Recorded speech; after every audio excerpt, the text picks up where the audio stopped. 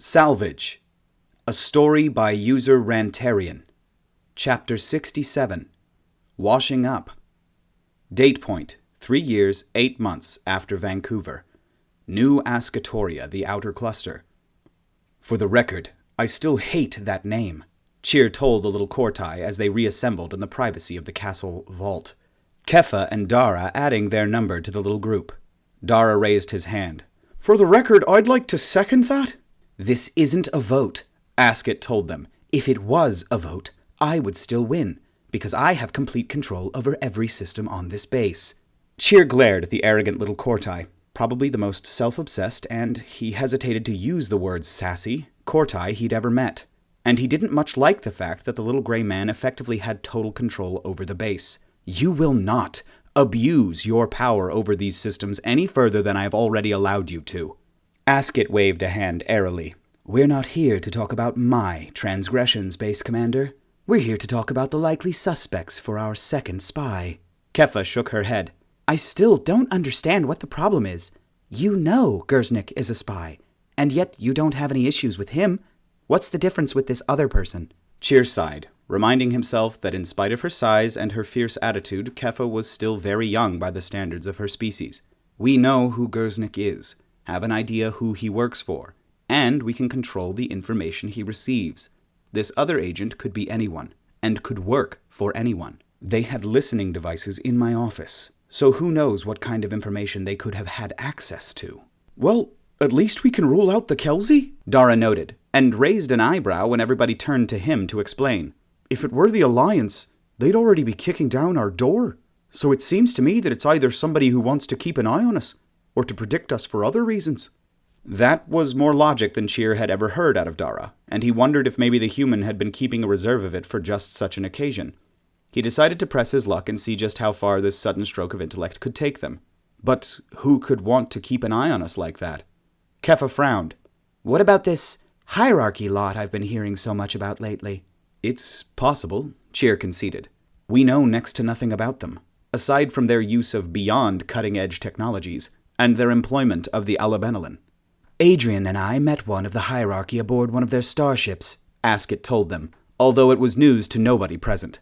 They did not seem so subtle at the time, but it is probable that their behind-the-scenes work is very much at play. Cheer didn't want to think about the possibility that somebody was working for the hierarchy after the brutal conflict that had occurred on Cimbrian, even though he knew that there was no way he could have prevented that from happening if the spies knew even a fraction of their craft. Dara didn't seem convinced. Given what they did to Cimbrian, I doubt they'd just sit back while we build our strength again. If they're getting information about our location, then I think it likely that those fecking bastards are on their way.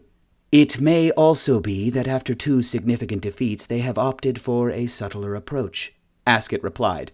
He didn't seem to want to give up on the possibility of hierarchy involvement. The discussion was getting away from the point, so Cheer decided to bring it back. First, we should determine likely suspects. Could be an inside job, Dara suggested. Someone who works for you and has a lot of access to the room. That could mean quite a few people, Cheer thought. His janitors, his maintenance crew, and of course Layla. I can't believe that it could be my personal assistant, he said. But there are several others. Your assistant is a Gowan female, isn't she? Kepha asked, clearly suspicious. She could be deceiving you with her feminine wiles. Cheer cast his blackest glare her way. Female Gowans are not inclined to engage in that sort of behavior. That's what you think, anyway, she replied curtly. Cheer growled. This is what I know. Think of someone else. Give me the names of everyone who works in this building, Ascot told him. I will investigate their electronic activities. Is there anybody you suspect? The Night Guards, Cheer decided after some thought. They would have full access to the office with no oversight. Kepha frowned. Those men were trained by Zrypov. And what is that supposed to mean? Dara asked. You know he only cares about money and himself. Cheer felt he should disagree, but what the human male said was not incorrect. Zrypov may regard someone as a friend, but to him that friendship stopped where threats to his life and wealth began. It was a fact of the Chenash that they held a very rudimentary sense of morality, and that this often caused friction with other species. Those same species often found it surprising to learn there was little personal offense taken by a Chenasho over efforts made to undo him, as he'd understand the simple reasons behind it. He might even consider a serious attempt as a sign of respect. although that would do nothing to lessen his reprisal should he be in a position to strike back. It just doesn't seem likely that he would have spotted a spy, Kepha sulked. She had built a solid working relationship with the fleet commander soon after arriving and had been giving over a percentage of her earnings in order to be first to get the salvage produced by the battles. It had been a lucrative venture for both of them, and one that improved performance of the operation enough for Cheer to leave it be. But now, he suspected the human of attributing qualities to Zrypov that he simply didn't have. I fear that Zrypov is not quite so discerning as you imagine, he mused. Outside the field of battle, he could be quite fallible. I will inspect them all, Askett decided. When I have the culprit, I shall inform you all, and we shall rely on the human to apprehend the spy. What about my guards? Cheer asked. They can't all be compromised. No guards, Askett replied sharply. They may not be spies, but they could still leak information about our activities. Right now, our spy knows we're looking, so our best bet is to make it look as though we've leapt to the obvious conclusion. We pretend to believe it was Gersnik. So that we have the ability to continue our investigation in secret, Cheer said approvingly. The Kortai was proving as skilled as any of his kind at hatching a cunning plan. Very good. I will have him arrested by the regular guards so that it becomes widely known. No, Askett objected. Use the humans and let them appear to be doing this in secret. Ensure that they are spotted in the act, and word will get around fast enough. We're not just going to act like secret police, Dara protested indignantly. Yeah, Kepha agreed with equal indignation. We want to be paid for it. Record 573-Black-01. Recovered from C11-Orange-712-Yellow-6. This is great! The picture is like ultra high definition. It even has a dynamo! The recipient of the gift exclaimed, whirling it around to record his smiling parents. Best birthday ever! I'm glad you think so, Arid, the largest of the family members replied, stepping forward from the rest of the family. Want your old man to show you how to use it? The recording shies away from the large, hairy biped. No, I think I can manage on my own. Thanks, Pa. Well, the father replied uncertainly, if you're sure. I am, Arid insisted, swinging the camera around to look around the small, sparsely decorated house and out the window that overlooked the busy streets where military vehicles continued to rumble through the city's main thoroughfares. Armored vehicles are so awesome! Come away from the window, a female voice instructed. It's not safe there. Let the boy film a little, Makey, the father disputes. You're only 11 once. Yeah, Ma, Arid brightly agreed. Just once. Yes, but... Makey began to protest. She was interrupted by a flash on the horizon. What the... Arid said in confusion, pointing his camera at the rising gray-white cloud. Is that... A rolling thunder began to shake the building, heralding a sweeping wall of debris being pushed along like a black cloud. Arid, get away from the window. Arid, his father repeated more attentively. Get away from the window, right? The black cloud arrived. End record. Date point, 3 years, 8 months after Vancouver. New Asketoria, the outer cluster. There was a lot to be taken away from the most recent conversation Askett had conducted with his small group of investigators. The main thing was that they were just as stupid as he had hoped, and as a result they hadn't yet realized that he had gained total control of the base while they looked around for a spy who didn't actually exist. Cheer had been surprisingly willing to believe that the small, cobbled-together piece of scrap had been some sort of advanced listening device, and that it had been hidden within his room.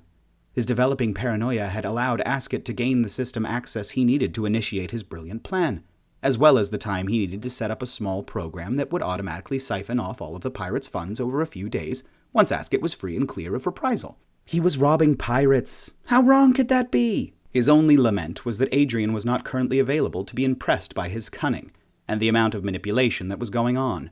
Right now, Cheer and the 2 humans would do almost as Askett instructed, providing it pertained to base security, and that was developing to include just about everything.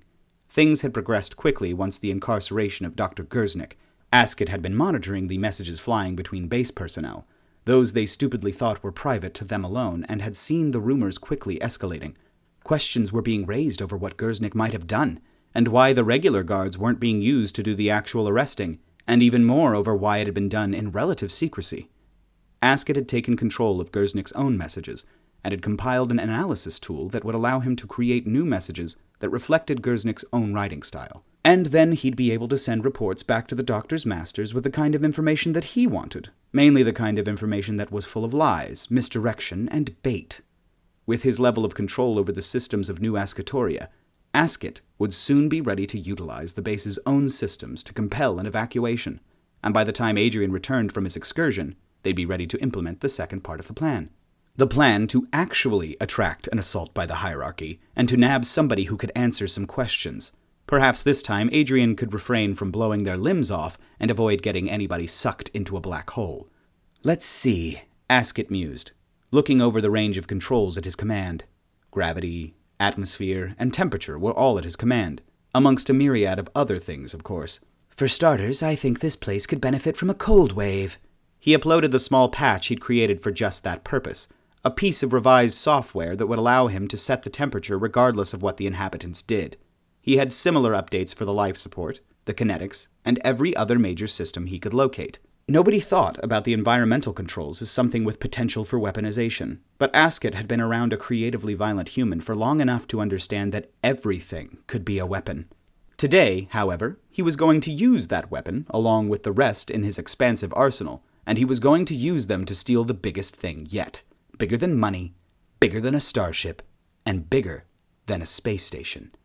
He was going to steal New Ascatoria. The theft of an asteroid base was something that even Adrian would have been impressed by, even if it was technically currently in the possession of people the human considered friends. Pretty soon they wouldn't want it, though, so that had to count for something.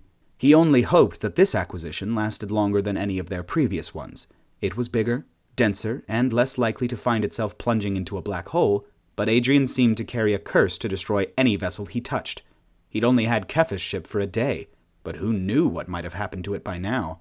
The system quickly rebooted itself once the new code was launched, and Asket set about finding himself something warm in his size. It turned out to be a vacuum suit, which was twice as useful because as everybody knew it wasn't really cold until the air got thin.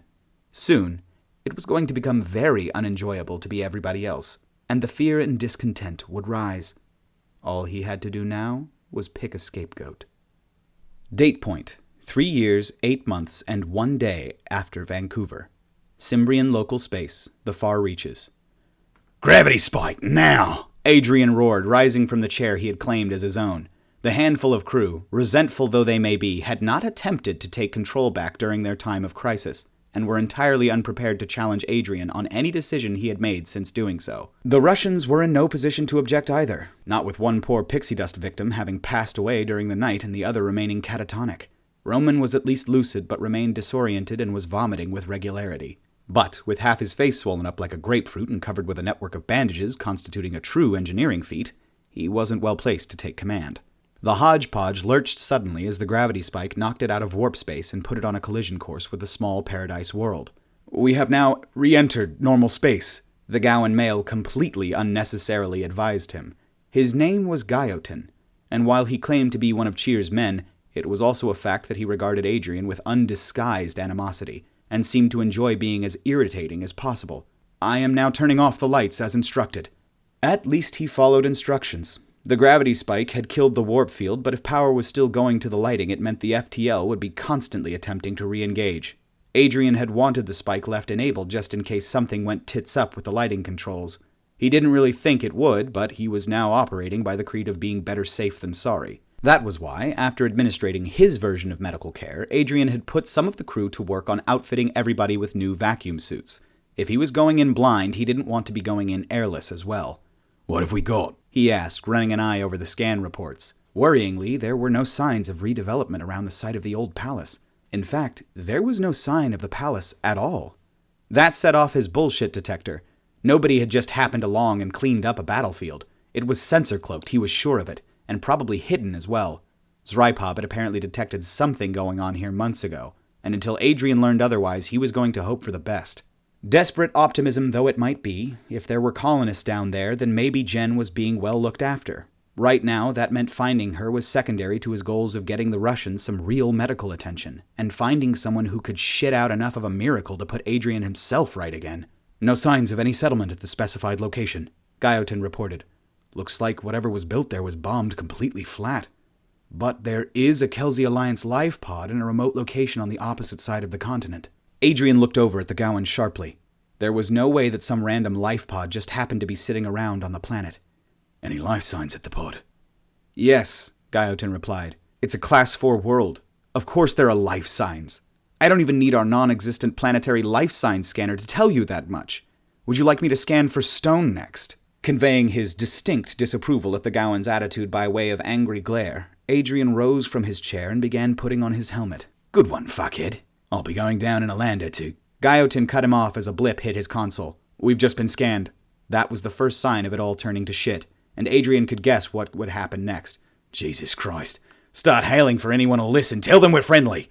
He'd hardly finished giving the order when the ship shuddered violently in spite of the kinetics, ringing with the sound of shattering metal that sounded for all the world like heavy weapons fire. Adrian stopped talking and started looking at the growing list of damage alerts instead. 5 breaches in the hull, and several sections venting atmosphere. Damage was limited to non-essential systems if you didn't count life support in the lander hangar. Neither lander was responding, and it looked like the rapidly depleting air was going to run out, so this visit was going to get really interesting. "Scratch that," he said, retaking his seat. "Get these arseholes on the line fucking pronto. Everyone suit up and make sure those 2 fuckheads in medical do the same." He ran the scans again, with more focus this time, sweeping local space along the colony for... There was an energy source on the planet with a warp signature. He didn't know what it was, but as it hadn't been there before the hodgepodge started taking damage, he suspected it was the cause. It seemed whoever the colonists were, they had a policy of shooting first, and probably never bothering with questions. Maybe Jen wasn't quite so safe after all. "Is now a bad time to mention that we are on a crash vector?" Gaiotin asked, "because our engines are too damaged to avert course." "God fucking damn it," Adrian swore. "Can you at least push forward and swing us through a near orbit and out the other side?" Gaiotin worked furiously at his console. "No, the best I can do is give you a choice on where you want to die. This ship will burn up, and we'll die if we enter atmosphere on too deep an angle. We get to die in orbit if we're too shallow." "We're fucking Goldilocks then," Adrian grumbled. "Perfect. What's the prize if we get it just right?" Gaiotin did not appear to be what Adrian might have called optimistic about this outcome. "We get to crash into the ground and die?" Another shudder rocked the ship, and the power flickered. For one horrible brown trousers moment, absolutely everything, gravity included, had turned off. Adrian was not alone in muttering his thanks when it resumed seconds later, even if it meant that they were just going to be able to choose how to die. "I have good news," Gaiotin said, checking his systems. "We no longer have enough power to strike atmosphere too shallowly." "That is not what I'd call good news," Adrian shot back. "What else have you got for me?" "I have an open line," Gaiotin advised in sudden surprise. "They've actually responded." Adrian checked the communications, confirming that this was indeed the case. "Attention, arseholes," he greeted, not because he thought it was a particularly intelligent thing to open with, and maybe it was the Cruzier talking, but he simply did not care anymore. "Please stop fucking shooting at us. We are not Alliance. I repeat, we are just a pack of poor fucking bastards in honest need of some goddamned help." The reply came after a brief pause, voiced by a man with a well-defined English accent. "Attention ship, ceasing fire. You are to proceed as follows. Crouch down, tuck your head between your legs, and kiss your asses goodbye. Sorry." Adrian terminated the link with a bestial snarl. "Well, those fucking assholes weren't much fucking use, were they? How are we looking on our trajectory, Papa Bear?" "Are you talking to me?" Gaiotin asked, looking up in confusion. "We've got a solid trajectory locked in. What in the void is a bear?" "Big furry animal," Adrian explained. "Likes honey and salmon." Gaiotin shook his head and turned back to his console. "This is why everyone thinks humans are so strange." "See if you can aim us for some water," Adrian instructed. "There was an ocean of sorts near the colony. Do you think we can hit it?" The irritable Gowan growled under his breath, but proceeded as ordered. "Yes, we can hit it. We'll have burned off a lot of velocity by the time we get there, though. So when we drown, we'll be going slow." That was good news, at least. Drowning was better than crashing. Probably, anyway. "If we can drown, we can survive, Papa Bear," he said, forcing some sort of optimism into his voice. The ship shuddered as they began entering atmosphere, and the mood on the command deck immediately grew tense and distracted. Everybody was focused on the looming planet below, instead of what would keep them from crashing into it. "Work!" Adrian shouted, successfully snapping them out of their trance. "Focus on getting us through this. You can look stupid when you're dead." Alerts began firing as the ship started suffering damage to the same sections that had already been damaged. The hull wasn't aerodynamic at the best of times, and big holes probably weren't helping the matter. The whole ship shook as a section was ripped away from it. and the shuddering only got worse. This is a bad fucking day, Adrian mused, gripping the arms of the captain's chair with white knuckles. Really bad fucking day. Try burning to death, spat Gaiotin. That might make things a little worse. You focus on getting us to that fucking water, Adrian ordered him. A splash is better than a crash in my book. At this kind of speed, the water will be solid enough, Gaiotin replied, baring his teeth aggressively. We'll crash either way. When I was a boy, we'd skip stones across the lake to hit the boats out on the water, Adrian recalled. Could we do that? This is a starship, Gaiotin replied in bewilderment. They don't work the same way as rocks. Of course they wouldn't. That was stupid anyway. Why would a series of impacts be any better than a single one? The ship was basically made of foil, and any kind of impact would tear away big parts they couldn't afford to lose, and probably send them careening out of control. The ocean was looming below. They were dropping fast and losing parts of the ship even faster. Fuck it. We'll soften the water then. What are you talking about? Gaiotin asked. Soft water? Okay, Papa Bear. I need you to punch us forward with as much force as you've got left, Adrian instructed him, along with the rest of the command crew. Send our projected impact site over to the weapons guy and launch all missiles. I need them to explode the water just before we hit. Gaiotin gaped as though this was the stupidest thing he'd ever heard. That is the stupidest thing I have ever heard, he asked, confirming it. Are you attempting to destroy the sea? Not today, mate. Adrian laughed, giggling like a child in the face of death. Today I'm just looking to make some waves. New Ascatoria, the outer cluster. Cheer didn't understand why it was so cold, and why the air had grown so thin, but he knew sabotage when he saw it, and this piece had plunged the whole base into crisis. Asket had barely finished informing him about the identity of the spy, a night guard as he'd suspected, when the change in temperature had become noticeable. The air had begun to thin soon after, in spite of every control setting, and Asket had his hands full ensuring it didn't get any worse. The saboteur, a Vizcatic male named Fackleton, claimed absolute ignorance of the whole situation regardless of the piles of messages Asket had harvested from his account. They pointed to Fackleton being a willing traitor, if not an intelligent one. But unfortunately, nothing had suggested that Fackleton knew any actual details about the program his masters had instructed him to upload. What kind of progress are you making? He demanded of the Cortai for the 7th time. The little computer genius had been solidly busy the whole time and had rebuked Cheer each time he was interrupted. This time was different. Asket looked up in worry and hesitated before delivering what could only have been bad news. The environmental controls are locked out with a randomizing key on the file tag. I can't get control of it without a multi-language development environment with elevated privileges. You don't have one. Cheer didn't understand the first thing the Cortai had just said, but he recognized complications when he saw them. There must be something you can do. That's not the bad news, Asket told him, and Cheer felt his chest suddenly fill with dread. All this was just a distraction. The hierarchy are coming. What? Cheer gasped. He thought about the situation back on Kavaris, and then on Cimbrian. Then he thought about the half-built defenses that had no hope of repelling a dedicated attacker, and about all the people who could die. He thought about Layla. He had to protect everyone. And with Zrypov absent, it was up to him alone. How long do we have? He asked. If they had a few days, they might be able to get all the reactors firing into the FTL and get clear of the hierarchy's wrath. Asket burst that hope immediately. No more than 2 days. They were going to have to evacuate. They would have to flee for their lives and hope they could get far enough to avoid the enemy. They would have to abandon everything they'd worked for, and hope that it wasn't all gone when they came back, if they came back. Cheer growled with frustration, and weakly pounded a fist against the wall. We're going to have to leave, he said quietly. I'll inform everyone. Can you keep the air from getting any colder or thinner? Asket nodded dutifully. You can rely on me. The 5 Fingers, pirate salvage vessel, far reaches. The hodgepodge was gone, and that was a major problem for Zrypov because it wasn't gone as in having disintegrated from the self-destruct, but it was gone as in simply having left. That should have been impossible. There should have been no way to disable the self-destruct without also destroying the FTL drive. But the evidence was compelling, and it had Adrian Saunders' name all over it. The man achieved the impossible on a regular basis. So why would it be strange that he had managed to do so yet again? Zrypov had returned a little after schedule, once his long-range scans had no longer detected the presence of the hodgepodge. He had hoped to find Adrian floating amongst the remains of the ship. Alive or dead, it hardly mattered. And then he would have been able to present something to Cheer and the others. In the event that the destructive force had thought to break the FTL drive and had taken control of the ship, Zrypov could simply have lied his way out of the situation and recovered control of the hodgepodge. Then the human could have gone on his way to whatever was going on at Cimbrian. Zrypov would put his money on it not being anything good, and he could make it look like he had simply sent in his greatest weapon.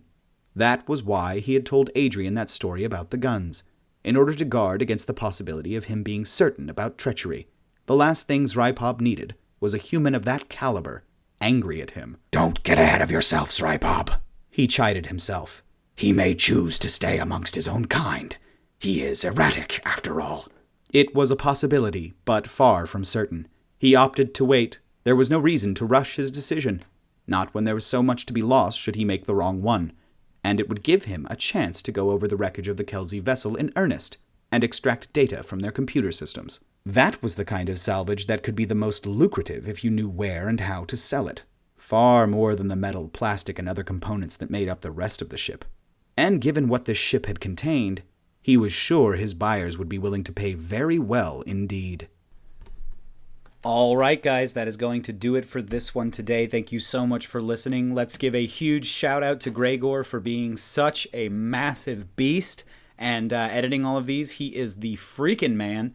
And he has a full-time job and is very professional already. So the fact that he is doing this for me is honestly just stellar. So give him a round of applause, guys. Just give him one of these. Go in a circle. Anyway, I appreciate you all listening, taking time out of your days right now. I know that it is a tense situation all around for a lot of us. I hope that you are all doing well. I hope that you are safe. And I wish you all the best. Thank you so much for stopping by. I will talk to you all in the next one, okay? These are going to be a lot more frequent now. Thank you again, Graygor. You're the man!